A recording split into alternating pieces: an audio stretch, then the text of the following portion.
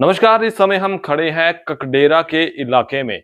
ककडेरा इलाके में आने का मकसद ये है कि एक मकान जो है वो सड़क के साथ लगता है और उस मकान को नुकसान पहुंच रहा है। नुकसान कुछ इस तरह से पहुंच रहा है कि इस सड़क के साथ निकासी के लिए पानी के लिए नालियां बनाई गई थी, उनकी निकासी सही नहीं है। उन्हीं में से पानी आता है और इस मकान को लगता है।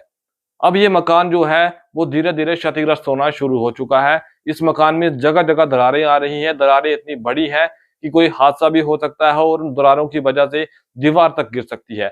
सबसे पहले मैं आपको यहाँ से विज़ुअल दिखा दूँ, ये वही दरारें हैं जो पानी की वजह से आई हैं और ये दरारें दिन-ब-दिन जो है वो बढ़ती जा रही हैं और वो दिन दूर नहीं होगा कि जब यही दरारें और बढ़ेंगी और हादसों का कारण बनेगी।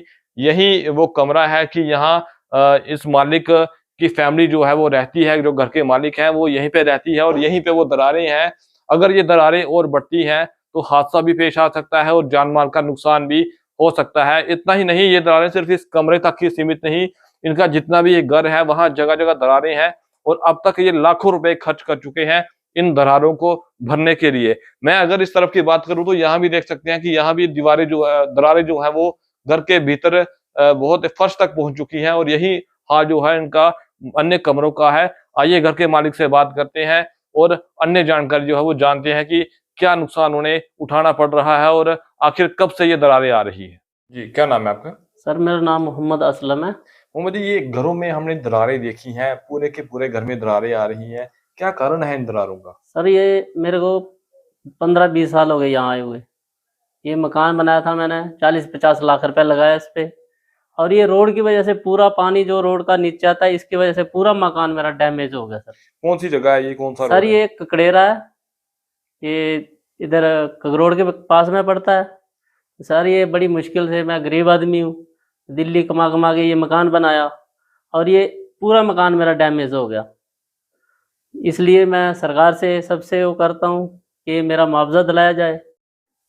आशीष जी, जैसे आपने अभी पीछे देखा होगा रोड का खस्ता हालत, तो वहाँ पे एक मकान भी बताया कि जो पानी की जो निकास है वो सीधा इनके मकान की तरफ जाता था। और ये हमारा भाई है जिसका ये दिहाड़ी लगा के इसने अपना मकान बनाया है, पूरा 40-50 लाख इसने लगाया है इस घर पे और अच्छे से बनाया था इसने मकान, अपने पूरी अपनी कमाई, नेक कमाई इसके ऊपर लगा दी। और इतना खतरा है इस मकान को कि कभी भी ये गिर सकता है और 4-5 फैमिली मेंबर इसके रहते हैं, कभी भी हादसा हो सकता है।